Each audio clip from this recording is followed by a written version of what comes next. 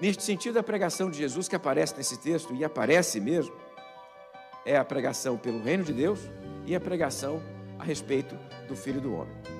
Deixe-me ilustrar para você aqui, em especial, o conceito de Filho do Homem que aparece nesse texto aqui. Jesus está usando o conceito de Filho do Homem nesta passagem de uma maneira exaltada. E há duas maneiras de ele descrever-se como Filho do Homem. Uma, Filho do Homem que sofre, outra, Filho do Homem exaltado. São dois modos diferentes de Filho do Homem. Por isso, os estudiosos costumam separar as duas falas de Jesus. O modo que sofre e o modo glorificado.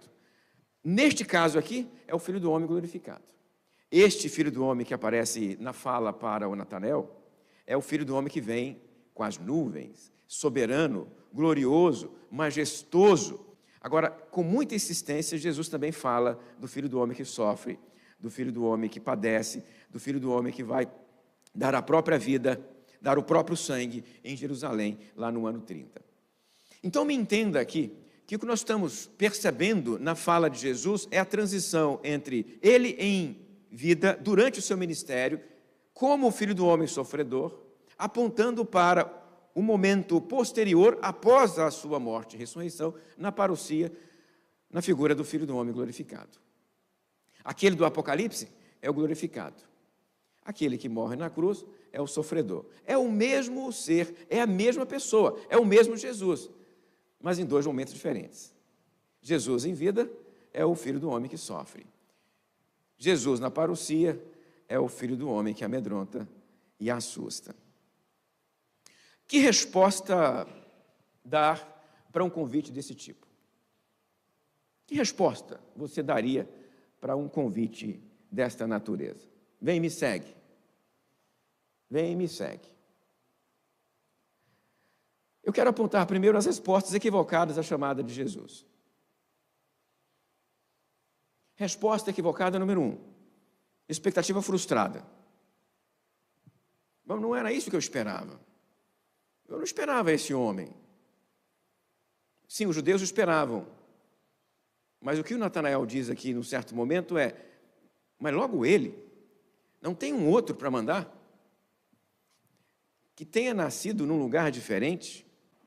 Tem uma cena impressionante no final do ministério de Jesus, quando ele já desce da Galiléia para Jerusalém, após dizer 3 vezes que vai sofrer e morrer. Ele pergunta aos discípulos: quem vocês acham que eu sou? A palavra mais bonita dentre eles, está no texto, é de Pedro: tu és o Cristo, filho do Deus vivo. Está corretíssima a palavra dele. Certo? Mas logo após dizer esta palavra e ver Jesus mais uma vez anunciando a sua morte, Pedro repreende Jesus. Não, Jesus, não vamos deixar isso acontecer. Não, Jesus, isso não. É o Filho de Deus, mas não para fazer essas coisas aí. É o Filho de Deus, mas não para morrer. É o Filho de Deus, mas não para poder derramar sangue. É o Filho de Deus para entrar atropelando. Não queremos entrar num jumentinho. Queremos entrar numa biga romana, daquela que tem 3 cavalos na frente e um monte de gente atrás para defender o cara que está em cima da biga. Nós não queremos entrar em cima de um jumentinho. Não queremos entrar desse jeito, humilde. Nós não queremos esse tipo de coisa. Queremos um outro Messias. Queremos um Messias majestoso. Queremos um Messias brilhante. Queremos um Messias tipo Davi. Você está ciente de que uma das principais tradições messiânicas justamente é o Messias tipo Davi. E que Messias tipo Davi é esse, afinal de contas? O Messias guerreiro. O Messias que derrama sangue, o Messias que corta a cabeça, o Messias que derrama o sangue do adversário. Esse não é Jesus, não. Ele é filho de Davi, sim, mas não para cortar a cabeça e derramar sangue do adversário. Se é para derramar sangue, ele derrama o próprio sangue, não o sangue do outro. Há uma outra imagem messiânica que você conhece muito bem, é leão da tribo de Davi, que é a outra imagem messiânica.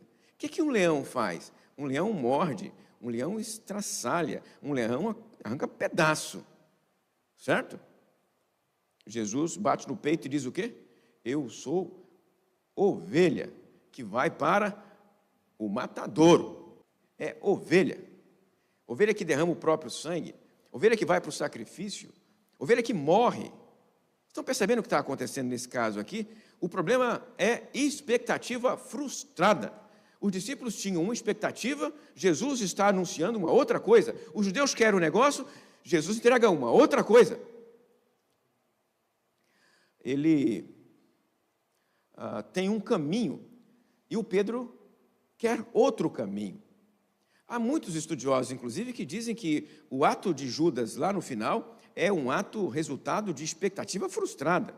Ele esperava que Jesus iria entrar e atropelar. Jesus entrou e não atropelou ninguém. Ele vai lá e entrega a Jesus, porque está frustrado com aquele que esteve liderando o ministério por 3 anos. Então é um problema aqui. Problema esse que pode ser o seu também. Acredito que tem muita gente que responde equivocadamente a chamada por causa de expectativa. Você tem uma visão de ministério, Jesus te entrega um outro, e você fica brigando com ele. Por quê? Porque você queria aquele ministério e não este. Você deseja o outro e não este. Você quer o glorioso e não este. Percebe o problema aqui? A frustração que pode acometer a sua caminhada se você não entender o problema da expectativa frustrada e equivocada. Outro problema, a generalização. Na frase dele, nada de bom vem de lá, ele está dizendo, todo mundo é assim. Você já deve ter ouvido esta expressão. Toda generalização é equivocada, inclusive esta. E com esta frase, nós estamos dizendo que não deveríamos fazer generalização. Toda generalização é burra. Essa que ele fez é burra. E qualquer outra também é. Todo pastor é assim. Não, não é não. Todo ministério é assim. Não, não é não. Todo discípulo é assim. Não é não. Gente, os ministérios são múltiplos, os pastores são múltiplos, as igrejas são múltiplas, as chamadas são múltiplas. É um para cada um. Não tem nenhum igual ao outro. Você não vai fazer o que o seu pastor fez. Ou a sua ministra de música fez, se você está no campo da música. Você não vai ser o que ele foi, o que ela foi. Você não vai repetir o que ele fez, o que ela fez. O seu ministério vai ser outro. Porque você não é o mesmo. Você é diferente. E ele te entrega o ministério à luz das suas capacidades e competências. Capacidades e competências essas que ele mesmo deu. Então ele entende muito bem o que vai entregar para você. Não queira o ministério do outro, não deseje a igreja do outro, não brigue pela atividade que Deus não lhe entregou. Toda generalização é burra. Nós precisamos sempre contextualizar, condicionar. É assim neste contexto, é assim neste lugar, é assim nesta circunstância. Pode alguma coisa boa vir de Nazaré? Claro que pode. Como pode vir? Tudo quanto é lugar. No campo da vida, a generalização não ajuda ninguém. E o Natanael tentou fazer, se deu mal. Por fim, a incredulidade. Jesus tem que demonstrar para ele crer.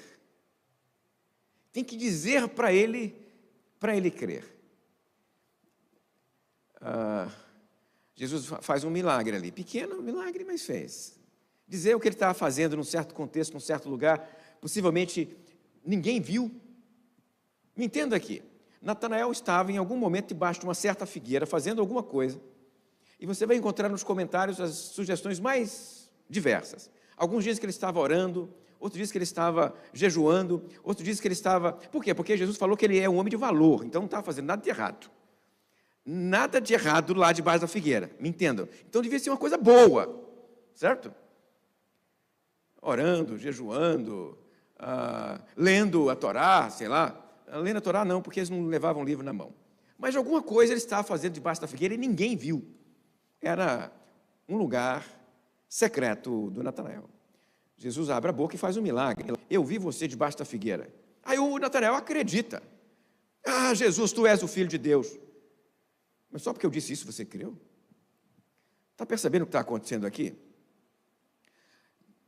Para vencer a incredulidade daquele coração, Jesus graciosamente entregou um milagre para ele. Jesus nem sempre fez isso. Teve momentos em que pediram milagre e Jesus falou, não vou fazer milagre para vocês. Mas aqui no caso do Natanael ele fez. Ele manifestou a graça e fez milagre. Mas não se acostume, porque nem sempre ele faz essas coisas para você sair por aí se convencendo daquilo que precisa fazer.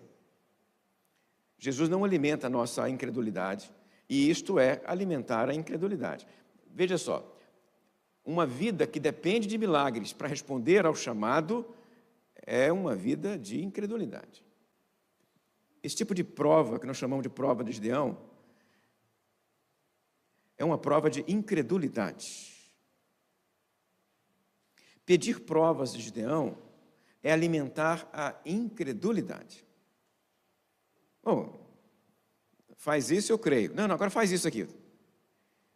E a cada vez que ele pede, mais duro é o coração, porque depende de prova. Jesus vai dizer que o bendito é aquele que crê sem prova. Se você precisa de prova para crer, meu filho, você é um desventurado, você não é um bendito, você é um desventurado. Bendito é aquele que crê sem prova, que não precisa dela para crer, que não precisa do milagre para acreditar, que não precisa do estupendo para depender de Deus. Creu e pronto. A palavra disse, eu creio. Jesus falou, eu acredito. Não precisa provar. A prova e o pedido dela é sinal de pequena fé.